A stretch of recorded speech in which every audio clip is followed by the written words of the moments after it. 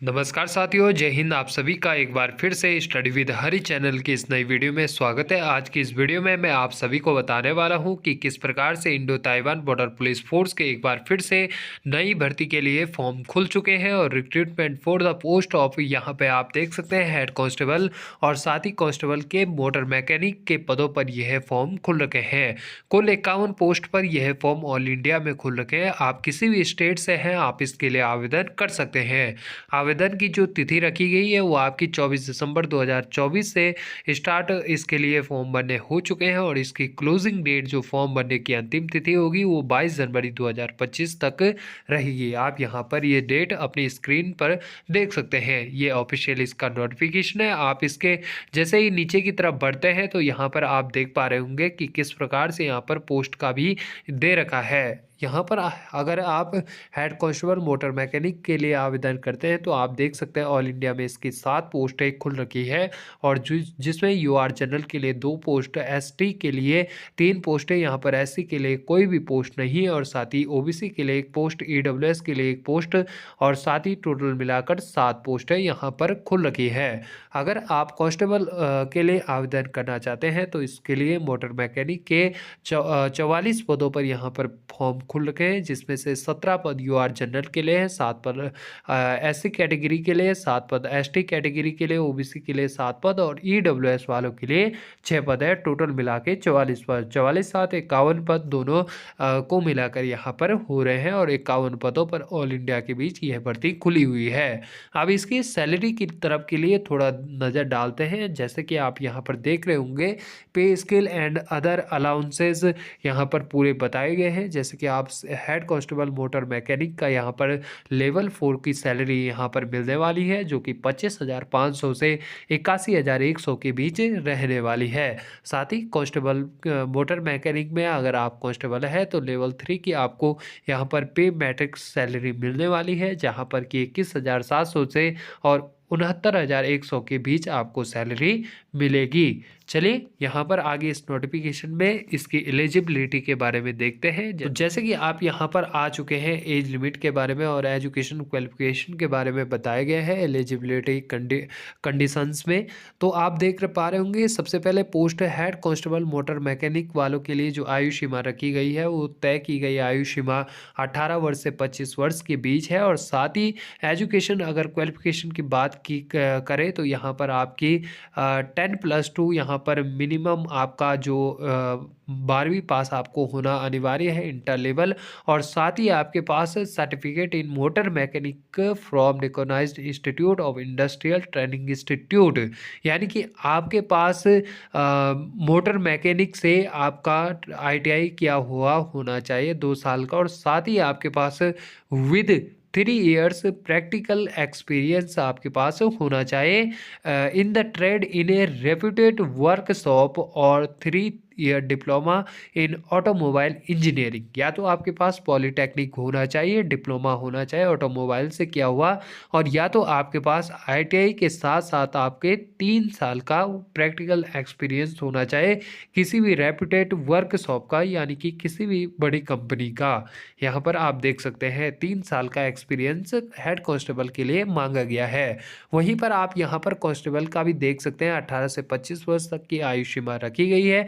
साथ ही आपका 10वीं पास होना अनिवार्य है इसके लिए और साथ ही आपके पास इंडस्ट्रियल ट्रेनिंग इंस्टीट्यूट का या तो आपके पास सर्टिफिकेट होना चाहिए रिस्पेक्टिव ट्रेड, किसी भी रिस्पेक्टेटिव ट्रेड से, और साथ ही या अगर आपके पास आईटीआई का सर्टिफिकेट नहीं है तो आपके पास 3 साल का एक्सपीरियंस होना चाहिए रिस्पेक्टिव ट्रेड के साथ रिकॉग्नाइज्ड फॉर्म में। ठीक है, तो ये मैं आप सभी को बता दूं कि यहाँ पर जिन्होंने भी 10वीं के बाद आईटीआई किया है या 12वीं के पास आईटीआई किया है तो वो कांस्टेबल मोटर मैकेनिक के लिए यहाँ पर आवेदन करने के लिए योग्य है अगर आपकी आयु सीमा 18 वर्ष से 25 वर्ष के बीच है, तो आप इसके लिए बिल्कुल आवेदन कर सकते हैं।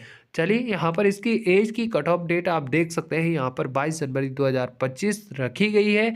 23 जनवरी 2000 का यहाँ पर बता रखा है कि 23 जनवरी 2000 से आगे वाले और 2000 से आगे वाले, और लेटर देन 22 जनवरी 2007 से पहले के आपकी डेट ऑफ बर्थ होनी चाहिए। चलिए आगे यहाँ पर इसकी अगर बात करें, यहाँ पर कैटेगरी किस प्रकार से यहाँ पर एज रिलैक्सन की भी बात की गई है। एज में छूट दी गई है। SC ST वालों के लिए 5 वर्ष, OBC के लिए 3 वर्ष, यहाँ पर अलग अलग छूटें प्रदान की गई है। अब आगे आपको इसकी मुख्य मुख्य डिटेल्स की ओर ले जाते हैं। जैसे कि आप यहाँ पर EWS वालों का भी देख सकते हैं। EWS के लिए भी यहाँ पर कुछ बताया गया है। आप इसमें भी इसका स्क्रीनशॉट लेकर और यहाँ पर इसकी डिटेल्स को जान सकते हैं। हम इसके सीधा फिजिकल स्टैंडर्ड की ओर बढ़ते हैं। फिजिकल स्टैंडर्ड में आप देख सकते हैं, अगर आप किसी भी other state and union territory यानी कि केंद्र शासित प्रदेश से हैं, तो आपकी जो हाइट होनी चाहिए वो 170 होनी चाहिए, और चेस्ट बिना फुलाए 80 और फुला के 5 सेंटीमीटर फुलाना पड़ता है तो 85 सेंटीमीटर की होनी चाहिए, जितने भी मेल कैंडिडेट्स हैं। अगर आप कोई भी गढ़वालीस कैटेगरी से आते हैं, कुमाऊनीस, गोरखास, डोगरास, या अदर स्टेट असम से आते हैं, हिमाचल प्रदेश, कश्मीर, या UT जम्मू कश्मीर से आते हैं, या UT लद्दाख से आते हैं, तो आपकी हाइट यहाँ पर प्रवृत्तियाँ पूछा जाता है। जब आप आवेदन करते हैं तो वहाँ पर प्रवृत्तियाँ भरने के लिए आता है, तो आप अगर प्रवृत्तियाँ वहाँ पर हाँ करते हैं, प्रवृत्ति के लिए यस करते हैं, तो वहाँ पर आपका जो प्रवृत्ति लिया जाता है जब आप फिजिकल देने जाते हैं, और अगर वो वेरीफाइंग है, अगर वो रियल प्रवृत्ति सर्टिफिकेट है, तो आपके लिए वहाँ पर 5 यहाँ पर आप देख सकते हैं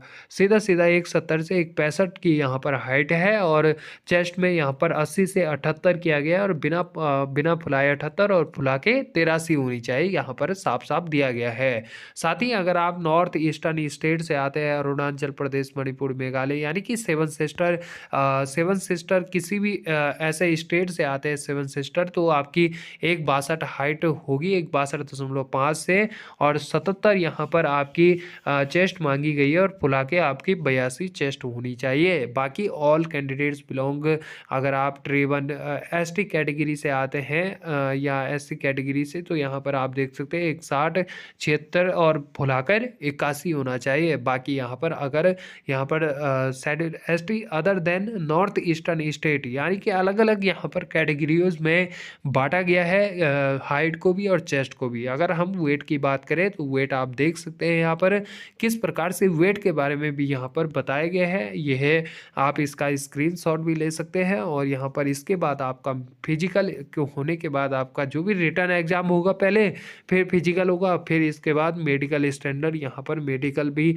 आपका कि यहाँ पर जांच होगी, और जो भी मेडिकल पे जांच होती है उसके बारे में आपकी पूरी जांच होगी। यहाँ पर आप इसमें इस नोटिफिकेशन को मुझसे ले सकते हैं, मुझसे एकदम मुफ्त में मुझे इंस्टाग्राम पर मैसेज करके आप यहाँ पर ले सकते हैं। स्टडी विद हरी के नाम से इंस्टाग्राम ID है, इस वीडियो के नीचे डिस्क्रिप्शन में भी आपको मिल जाएगी। बाकी यहाँ पर फिजिकल एफिशिएंसी टेस्ट यानी कि PET फेज 1 के लिए भी दिया गया है।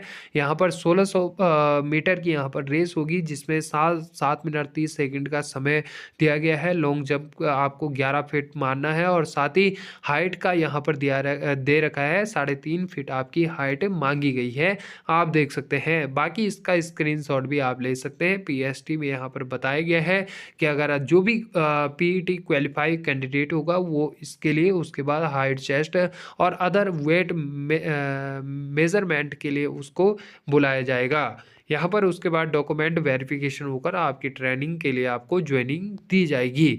बाकी आप यहाँ पर और भी डिटेल्स में देख सकते हैं। अगर इसकी सिलेबस की बात की गई, रिटर्न एग्जाम इसमें 100 मार्क्स का होने वाला है, आप स्क्रीन पर देख सकते हैं।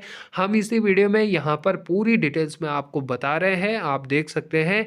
इसका जो सिलेबस आपको निकालना है वो इसकी ऑफिशियल साइट जैसे कि स्क्रीन पर दिखा रहा हूँ, तो यहीं से आपको इसकी ऑफिशियल साइट से यहाँ पर इसका सिलेबस आप डाउनलोड कर सकते हैं। और साथ ही 100 मार्क्स का यहाँ पर आपका पेपर होने वाला है, जो कि एकदम CVT या OMR माध्यम से होगा, या तो कंप्यूटर बेस्ड टेस्ट होगा, और ज़्यादातर कंप्यूटर बेस्ड टेस्ट ही यहाँ पर होता है जितने भी सेंटर लेवल के होते हैं। सबसे पहले यहाँ पर आप सब्जेक्ट का देख सकते हैं।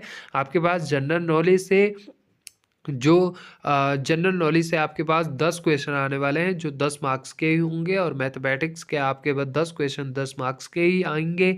और हिंदी और इंग्लिश यानी कि जो भी आपका मीडियम चूज़ किया हुआ होगा तो वहाँ पर आपके 20 प्रश्न आएंगे और 20 ही नंबर के वो पूरे होंगे। यहीं पर आप ट्रेड रिलेटेड आप जिस भी ट्रेड के होंगे, जैसे मोटर मैकेनिक से होंगे तो वो भी बेस्ट है, और अगर दूसरे वाले में यानी कि कांस्टेबल पद में किसी भी ट्रेड का दे रखा है, बस वो ट्रेड एक मान्यता प्राप्त ट्रेड होनी चाहिए। तो अगर आपने उससे ITI किया है तो उससे रिलेटेड आपके 60 प्रश्न आने वाले हैं और 60 ही नंबर के आने वाले हैं।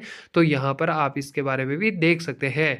बाकी आप देख पा रहे होंगे जैसे कि स्क्रीन पर 2 घंटे का यहाँ पर टोटल पेपर का टाइमिंग दे रखा है, और बाकी यहाँ पर बताया गया है 20 question for Hindi and 20 question for English. Each and candidates have an option to attempt 20 question, मतलब आपको एक ऑप्शन को चूज करना है दोनों में से। तो आप देख सकते हैं यहाँ पर। बाकी सेल्फ 10th स्टैंडर्ड का आपका जो भी रिटर्न एग्जाम होगा वो 10th स्टैंडर्ड का होगा, और एक ITI के स्टैंडर्ड का होगा। जो भी आपके पास क्वेश्चंस आएंगे आप यहाँ पर साफ साफ देख सकते हैं। बाकी यहाँ पर ये अलग अलग परसेंटेज के हिसाब से क्वालिफाइंग के लिए बताए गए हैं, ये भी आप देख सकते हैं। और बाकी आपके पास प्रैक्टिकल स्किल टेस्ट भी आपका लिया जाएगा, 50 नंबर का आपको प्रैक्टिकल देना होगा। आप देख पा रहे होंगे स्क्रीन पर जैसे कि आपकी व्हीकल इंस्पेक्शन आपको करना होगा, आइडेंटिफिकेशन ऑफ फॉल्ट्स आपको बताने होंगे, रिएक्टिफिकेशन ऑफ डिटेक्ट्स आपको पकड़ने होंगे, और साथ ही हैंडलिंग ऑफ टूल के बारे में आपको जानकारी होनी चाहिए, और 50 नंबर का इसका होगा। बाकी इसकी मेरिट लिस्ट यहाँ पर लगने वाली है, और उसके बाद ही आपको वहाँ पर लिया जाएगा, और एक आप अच्छी खासी सरकारी नौकरी के लिए वहाँ पर आवेदक हो, आप अच्छी खासी जॉब वहाँ पर पा सकते हैं ITBP के अंदर। बाकी इसके अलावा अगर आपको कोई भी जानकारी अभी भी यहाँ पर मुझसे लेनी है तो आप कमेंट सेक्शन के माध्यम से ज़रूर जानकारी लीजिएगा। बाकी ये बिल्कुल वेरीफाइंग जॉब होती है, और इस चैनल पर जितनी भी जॉब के बारे में जानकारी देता हूँ वो सभी जॉब आप देख सकते हैं कहीं से भी, उसको आप किसी भी ऑनलाइन वालों से पूछ सकते हैं, तो वो आप आवेदन करने के लिए बिल्कुल योग्य रहते हैं। आपके मैं कुछ भी ऐसा पहले ही आपको थंबनेल और टाइटल के माध्यम से भी सूचित कर देता हूँ। बाकी चलिए वीडियो में अंतिम तक बने रहने के लिए धन्यवाद। बाकी मिलता हूँ आपको जानकारी भरी किसी दूसरी वीडियो में।